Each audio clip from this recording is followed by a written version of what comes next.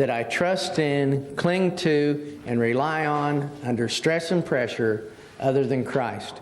And Jonah 2:8 tells us, those that cling to worthless idols forfeit the grace that could have been theirs. It's a danger when we begin to trust something other than Christ to get us through life. There are many responsibilities we have, many concerns we have, and God is the one that must carry those. We can't carry them in the power of an idol. So what God does then is He puts us in situations where we come to the end of our own resources, and He becomes our only resource. As you come to the end of your own resources, there's a little exercise that I like to give people to do. Now, Romans 12:1 tells us to commit ourselves to God as a living sacrifice. If you're a living sacrifice, how many rights do you have as a sacrifice? No, if you're going to sacrifice a cow, it can't ask for a last meal or a final cigarette or anything else. It's just going to be killed as a sacrifice. And we commit ourselves to God as a living sacrifice. That means that we don't have a list of rights when we come to Him. Now, there's many, many blessings that come through the hand of God, but we don't have rights. Do you have a right for your children to live? Do you have a right for children? Do you have a right to a mate? Do you have a right to a good marriage? Do you have a right to all of those things? And I find it interesting. Often I'll have couples write down for me before we start marriage counseling, what does a good marriage give you? And they'll list all the things that a good marriage gives you. It gives you fellowship and companionship and fulfillment and happiness and joy, and they list all these things. And when they get through listing them, I always say, well, here's the Bible. Where does the Scriptures say that marriage gives you that? You know, the only passage they were able to find is Paul saying, don't do it. Now, I'm not saying there isn't a lot of enjoyment as a mate meets needs in my life that God wants to meet through them. But often we're telling people that there's fulfillment in something where it doesn't exist. Those things that they listed come from a relationship with Christ. And we have many people today that are teaching that if you do this or do that, you'll be fulfilled. And so what we end up doing is we leave people out there who aren't married saying, oh, gee, I'll always be a second-class Christian because I don't have all those needs. I'll never be fulfilled because I haven't done this and I haven't done that. That's not our point. When we come to Christ, though, we come for Christ. He's our desire. We have no rights, and we submit to Him. If you've ever gone in for surgery, I don't know what they do here in Australia, but in the U.S. you have to sign a consent form. Just close your eyes and sign it and don't read it. Because in that consent, it doesn't say anywhere that they promise no pain. And it also says that when they're doing an operation and they're looking at your appendix, that if they happen to think something's wrong with your leg, they can go ahead and cut it off and you can't sue them. Well, we have a consent for surgery form when we come to Christ. You do what you want in me. You search me, O God, and you know my heart, and you do what you want. I'm a living sacrifice. I'm now in your hands. So what I like to give people is a little surrender form. And I have them write on this form everything that they're carrying, everything that they're worried about, all of their concerns, all of their disappointments, all of their problems, all of their idols, everything that's vexing them. And then here's what I ask them to do. Take that little piece of paper and get alone when nobody else is around and let God get a good look at it. Would you look, Lord, at all the things I'm responsible for? Would you look at all the things I'm concerned for? Look at all the things that I'm worried about. Look at all the things that are wrong in my life. Look at the things, Lord, that I have to change. Look at my future. I don't know what's going to happen. Look at what's happened to me. Would you look at all that, Lord? And let Him look at it for about 20 minutes. When your arms begin to feel weak, hold it up for another 10, because I don't think God's getting the picture. Look at all the worries and concerns and stress that I have, Lord. Would you please take a good look at that? Look at it. And at the end of 10 minutes and you're starting to shake and sweat, hold it up another 5. At the end of 35 minutes, the piece of paper weighs what it really weighs. Do you know what, Father? If I can't hold the paper that all the concerns and worries and doubts and fears are written on. Maybe I wasn't created to carry them. I can't even hold the paper that they're on. And at that point, that piece of paper weighs what it really weighs. And you say, Lord, I wasn't created to carry it. I can't. You take it. And you let your arms down, and guess what they do? They rest. Man was created on the 6th day. What did he do the first day of his life? What did he do? He rested. And what did he do every 7th year? He rested. How would you cope today if you found out that next year was the 7th year, and for the whole year you could do no work but trust God for your daily bread, for your bills, for everything that happens? Wouldn't that be something? But see, what it takes is about 6 years for you to begin to trust all in yourself again. You don't really have a God. You say you have a God, but you don't live like you have one. You've forgotten what it's like to be a lily. You forgot what it's like to be a sparrow. You forgot what it's like to be the branch in the vine. And the 7th year comes, and you rest in Him, and He provides. And then the first year following that's wonderful. The 2nd year is wonderful. But then we forget, and we begin to forget. And we move into our own effort again. Then every 50th year, you had 2 years that you didn't do anything. God had to provide. Do you know that the Jews never kept the year of Jubilee? But if you count the 50-year periods through history from the time that it was commanded, guess who began their ministry in the year of Jubilee? Jesus did, to proclaim the acceptable year of the Lord, to set the captives free. Are you resting in Him? Just take that little piece of paper, fold it, and write on it, I gave it, and He took it. I was too weak, and He became my strength.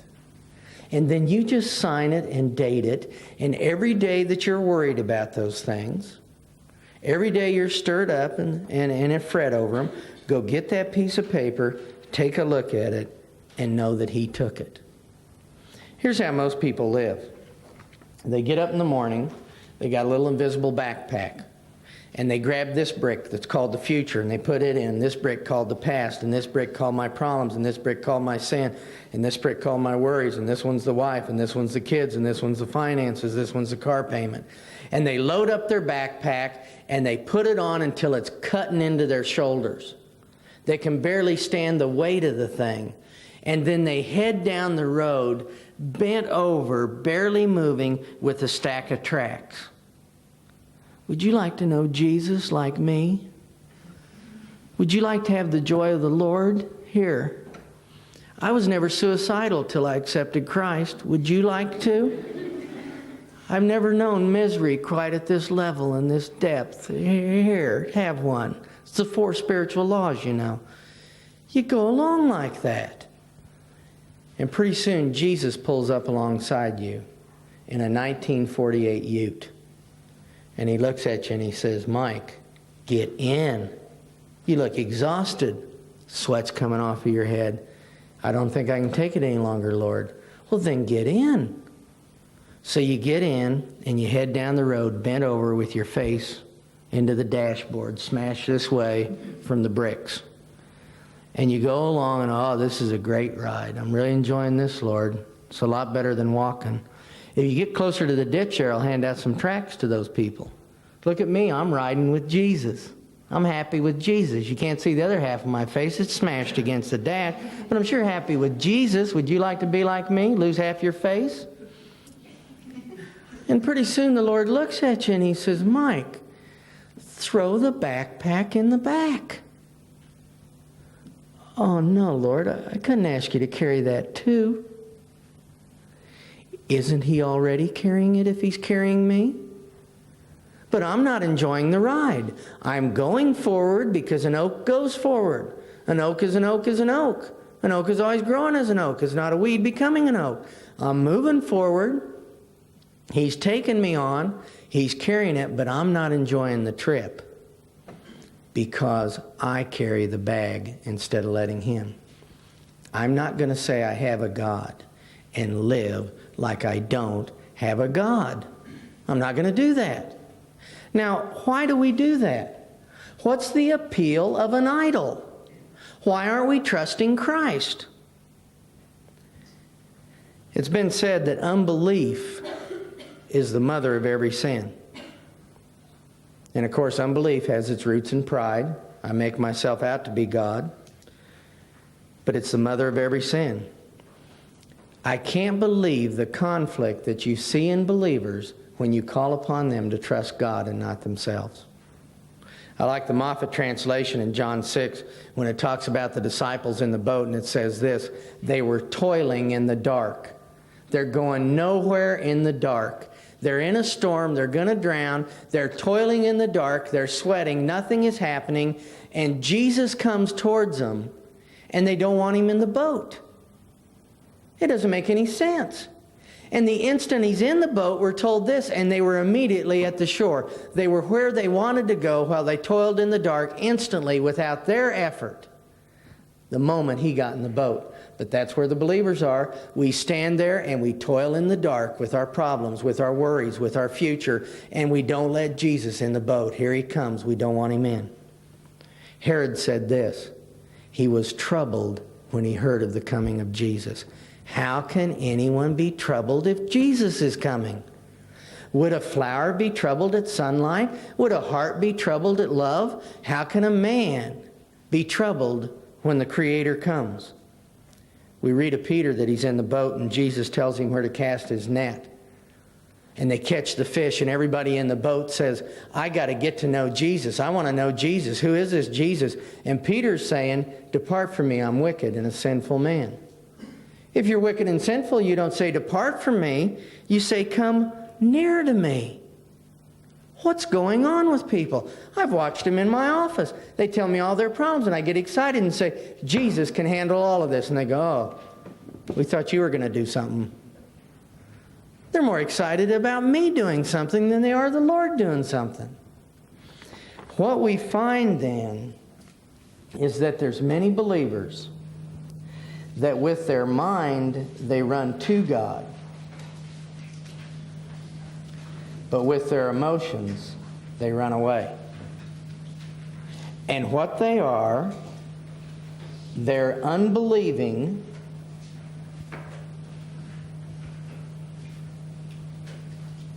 believers. Now, just in case any of you are worrying, that doesn't mean you don't go to heaven. That's always the concern. We want to make sure we get to heaven because life is so miserable here. The fact is, you get to go to heaven if you're an unbelieving believer. But an unbelieving believer is somebody that treats God this way. With my mind, come here, but with my emotions, I don't want anything to do with you. And we make a mistake because I personally, and I'm not saying they don't exist, I would like to meet one, I have never met an intellectual unbeliever. That is impossible because God's created everything around me, including myself, and to run from God, I run into God, so all of life is testifying to His existence. All men know God exists. They're not intellectual unbelievers, they're emotional unbelievers. They have an emotional interest and vested interest to not believe. And what we do is argue with their minds instead of sorting out what the problem is in their emotions.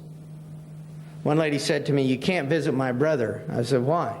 Well, he hates Christians. He absolutely despises Christians. And I said, well, he can't be that bad. And she said, he is that bad, and I don't want you to have anything to do with him. He's just that rude. Well, I had to go see him anyway. So I went over to his house. As soon as he opened the door, he looked at me and started laughing and said, you're a Christian? What a joke. He said, Christians are stupid. He said, they're all hypocrites. I said, I haven't met one that isn't. He said, they're all greedy. And I said, oh yeah. He said, all Christians are greedy. I said, I knew that. He says, you know all the immorality Christians get into? I said, I wouldn't want to be in a room when the lights go off with Christians. He says, why are you agreeing with me? I said, well, listen, if I felt about God the way you feel about God, I wouldn't want anything to do with Him either. I would be making up all the excuses I could to stay away from Him. But what the problem is, isn't what you think about God, it's what you feel about God. If you are coming to see me for an appointment, and you've been told that I'm rude, that I'm uncaring, that I'm cutting, that I'll just lay you out, how do you come to meet me in the appointment? With fear and trembling?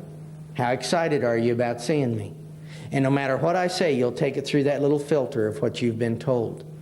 You will emotionally be worked up because of what you feel I'm going to do, not what you know I'm going to do. We have to deal with the emotions of believers and unbelievers alike. So what I've done is given you a little test to look at how do you feel about God. It's not a fair test, it's how you feel at your worst moment. But that's when the enemy attacks you.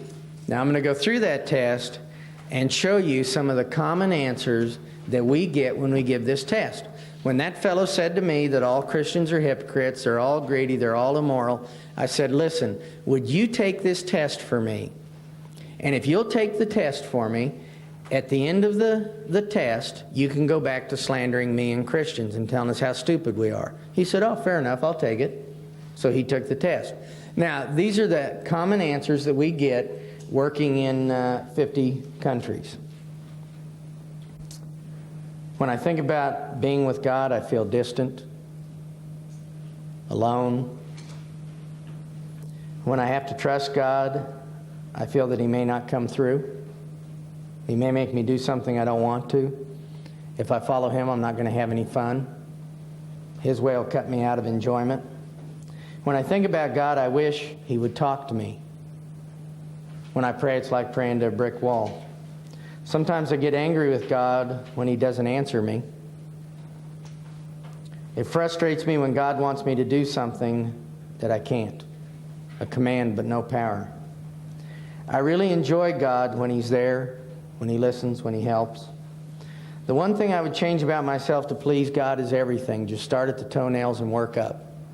I can't think of anything that's right. When I think about God's commands, I feel like a failure and judgment. He's going to get me someday. Oh yeah, sometimes I wish God would just take me home. I'm a suicidal rapturist. I want to see God so I can get out of this mess. Come to Christ, you have life that's more abundant, and a few years later you'll be suicidal. I can really depend on God when I do everything right, when I've performed, I've met His level. In my relationship with God, I'm always sure that He's going to get me and make me pay and reveal me to other people. The one thing that frightens me about God is His judgment. I'm really surprised when He comes through and helps. And the one thing I'm afraid God will do, and a lot of women write this down, take one of my children to get my attention. So He'll kill one of my kids to get my attention. I'm not saying all those things are there for you. If everything you put on your test is positive, praise the Lord, we're happy with that. But can some of you in here relate with some of the things that we've said? Did you answer some of your questions that way? It wasn't a fair test, it was a feeling test. But did you answer some of them that way? Now, we began and said this. You have certain spiritual needs.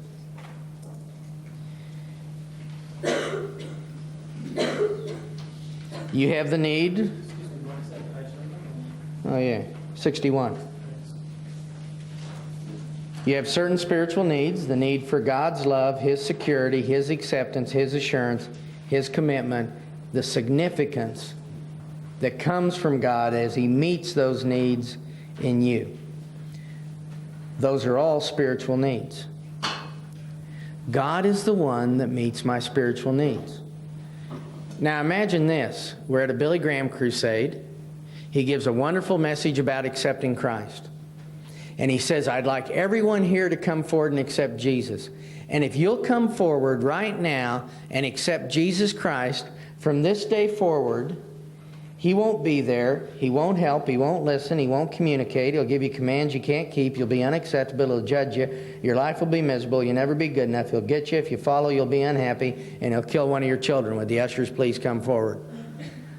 Who would come forward? What if I said to all of you here, I have a real surprise for you. God Himself is in a room over here. And He's taking 15-minute appointments with you. You get to talk to Him. You get to be in the same room with God for 15 minutes. Now, when you go in the room, He won't be there. He won't help. He won't listen. He won't communicate. He'll take one of your kids. He'll make your life miserable. What would you say?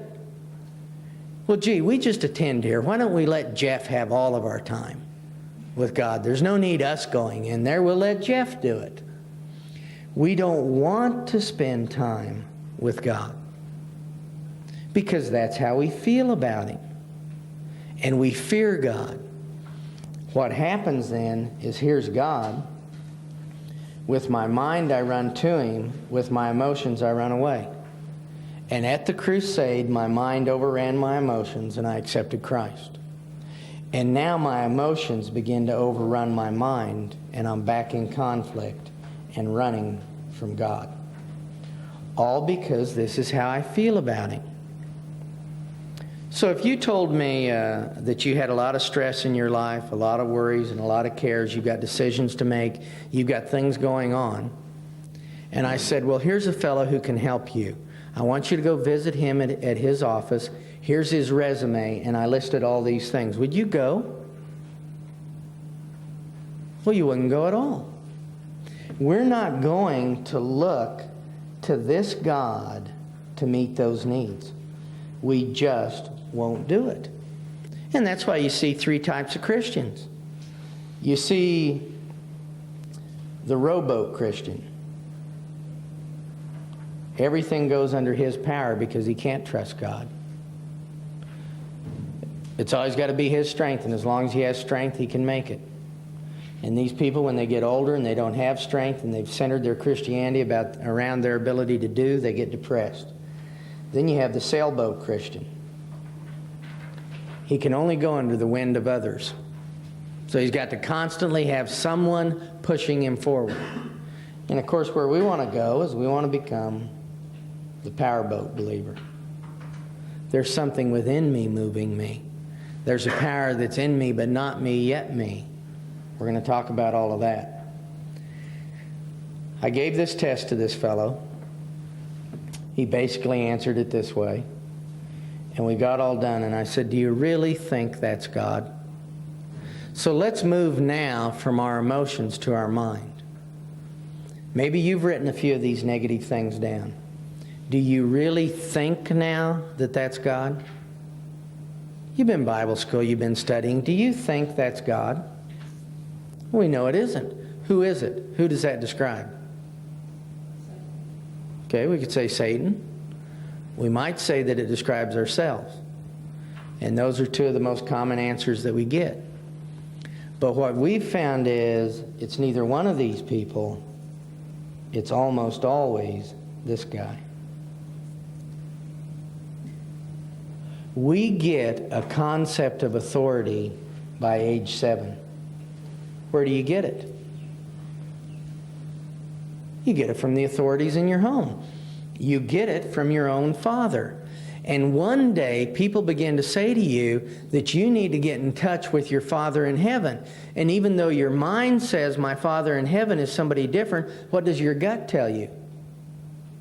He's the same fellow.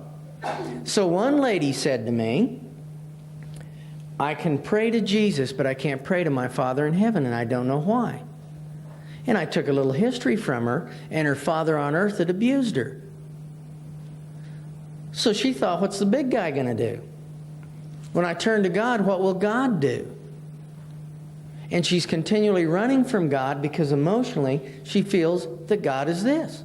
And I looked at this fellow who was the atheist, the intellectual that had all the arguments, and I said, was he there for you? Did he help? He said, my dad was an alcoholic.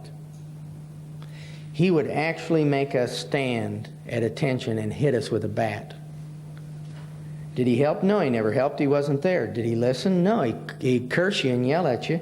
Did he communicate? Did he make you feel unacceptable? He said he used to joke around that I wasn't even his kid. Was your life miserable? Yeah. You ever good enough? No. If you went with him, were you happy? No. Did you ever take anything you loved? He said, yeah, he just hauled my dog off and never even asked me and shot it.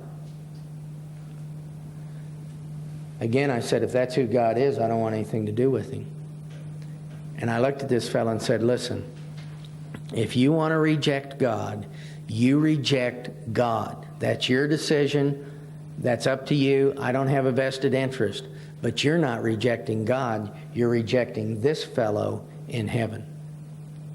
Now, that's why we have certain commandments and standards for being a parent. No matter how hard you work as a parent, you will never meet spiritual needs in your children. But you could follow 1 Corinthians 13 and make the transfer from God or from yourself to God easier. You won't do it perfectly. You'll fail. You'll leave some of these things. But at least you can make the transfer easier. I never could understand my wife, because if I had a failure with the Lord, I went into deep depression. If she had a failure with the Lord, she'd just confess it and go on. And she'd look at me and say, why don't you just get on? Why are you so depressed? And I'd look at her and say, how can you just go on like that? How come you're not depressed? And she'd say, because God forgives me. Isn't that what the Bible says? Well, I used to joke with her because she was the golden girl growing up in her family. She was the most intelligent. She got straight A's. She played in the youth symphony. She was good at everything she did. She never caused any trouble. And I would say to her, you know, Betty, I really believe if you would call home and say to your parents, oh, by the way, I've decided to get a sex change operation and leave Mike. Here's what their response would have been. Oh, have you picked a name? There wouldn't be any judgment, no condemnation. Just, oh, well, whatever you want to do. Just whatever you want to do is okay with us. And yet, that attitude of unconditional acceptance gave her a positive concept of God that made the transfer easy. Now, they may have gone too far with that, this and that. But we get a concept of God. Who is God? 1 John 4:8 tells us that God is love. So 1 Corinthians 13, the love chapter, describes God. And I'll give you a little assignment. Read through 1 Corinthians 13, and everywhere the word love appears, just rewrite it, cross out love, and write in God. And then we read that God is patient. Go to the dictionary and look up the word patient and see what it means. Do you know God isn't waiting around for you to do the one last thing that's going to push Him over the edge? That He's going to throw you down and rub your face in the dirt. That isn't what God's waiting to do. He's kind. He's not jealous. He doesn't brag. There's not all these comparisons. I'm doing this and I did this and that and you never did do it. He's not arrogant. He doesn't mind being seen with you. He never acts unbecoming. He never seeks his own. The discipline that God brings is not for God's good, but it's always for your good. You never know the end of a trial looking at the beginning. You only know the end at the end. God disciplines because He has something in mind. And here's an interesting thing. I talk to people and say, listen, do you know that God's forgiven you? And you know what the enemy will whisper to him right away? Oh yeah, I'm forgiven, but there's consequences. Oh, there's consequences. You'll carry those consequences your whole life. The Bible doesn't teach that. When you're forgiven, there may be consequences, but they're minimal. What He wants is not the consequences, but the result. What's the result out of your stupid behavior? A fellow talked to his child, the husband and wife, and they said to their child, you need to improve your attitudes. You need to improve your friends. And they just had a nice little talk. They were doing it for the good of the child. The child goes in the basement and kills himself. How do you think those parents felt? Do you think that they wanted the end of their confrontation to be death? They were looking for a result. God wants a result when we've done something. He's not interested in all these consequences that go on, and He's going to poke at us and make us pay forever. He's not provoked, no account of a wrong, hates unrighteousness. Whatever happened to you, He hated it. He loves truth. He bears with you, believes in you, hopes in you, endures with you, and He never fails. Can you let this God meet those needs? Could you? Could you draw near to that God? Could you spend 15 minutes with that God? And here's the problem. My lying emotions tell me that God is this, but the fact is He's this. If you wait for lying emotions to agree with the fact, how long will you wait? If you want your lying emotions to agree with this fact, how long will you wait? Forever. How do I change then lying emotions into fact? It's real easy. Faith. I believe it even though I don't experience it, even though I don't see it. I can remember feeling all these things about God and staying late at work one night, and I just worked through the night because I was depressed. When I got up in the morning, I said, listen, Lord, or when the sun came up, I said, Lord, if I'm as bad as I feel and you're as bad as I think you are, you kill me by noon. If you don't kill me by noon, I'm going to start living as though this is what you are. I'm going to deny those emotions. I'm not going to listen to them. I'm going to expect forgiveness. I'm going to expect love. I'm going to expect the things that you are. To walk out of lying emotions into the fact is a 3 to 5 year experience.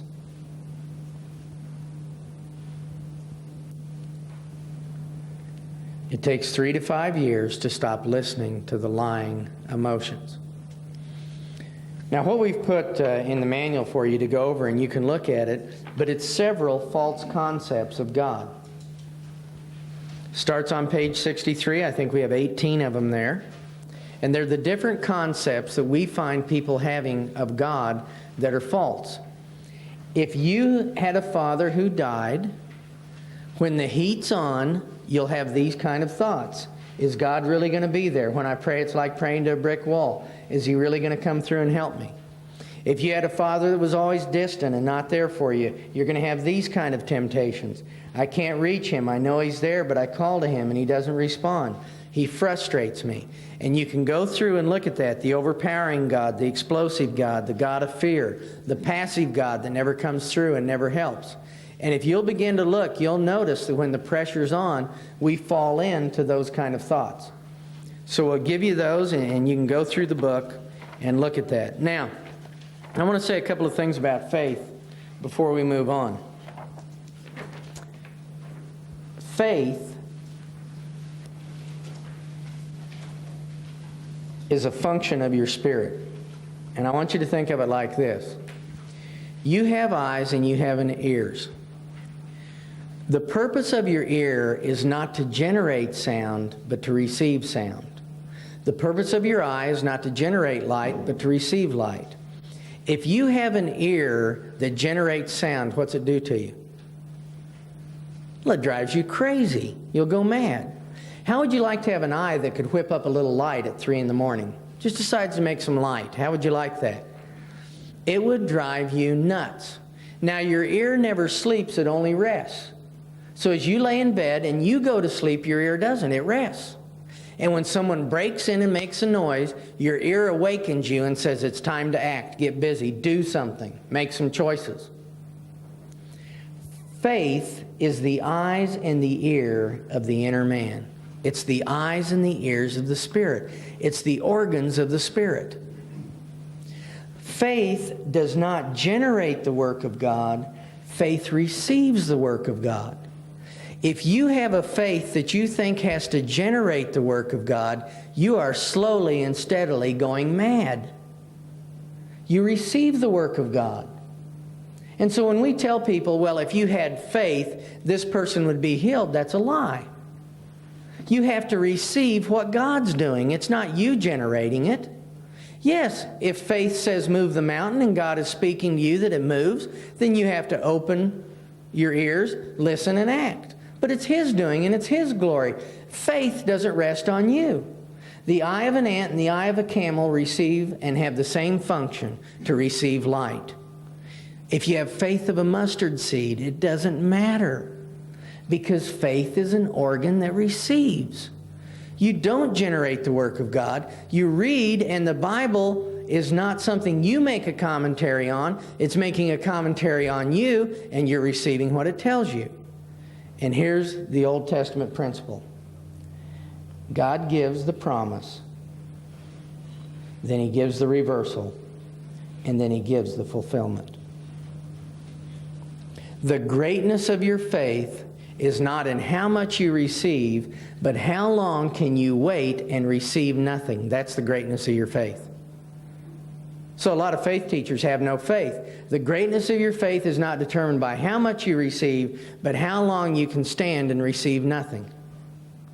Waiting is the Old Testament equivalent of faith. Wait is used 238 times. Faith is used twice in the Old Testament. God gave a promise to Joseph. The sun and moon and 11 stars will bow down to you. And he ended up stripped naked in a pit, went from the pit to the prison. He stood fast in the reversal, and it saw the sun and moon and 11 stars bow down to him.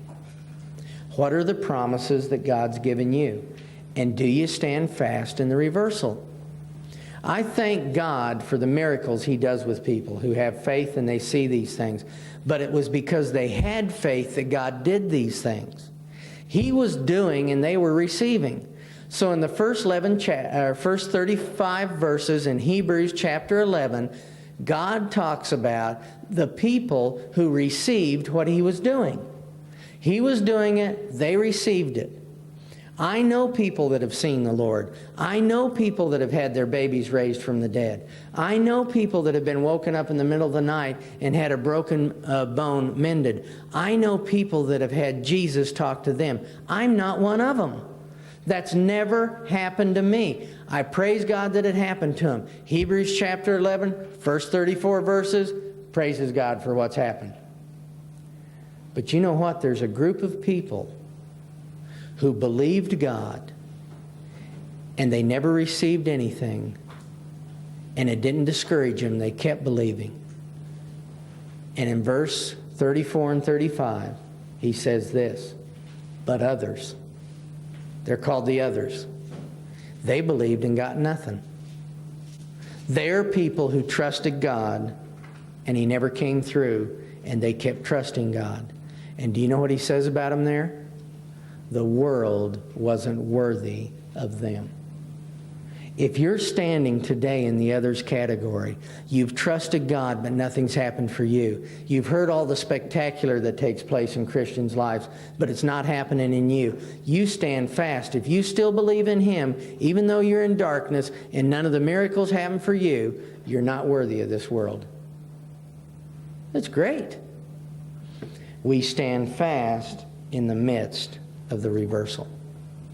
Now, when it comes to listening to God and hearing God and making a choice, choices in life are faith issues. So it's important that you receive from God. One of the things, you don't have this diagram, I'll just put it up here. You've got a mother, and the mother says to her children, stay in the front yard. So she looks out the window and they're in the front yard.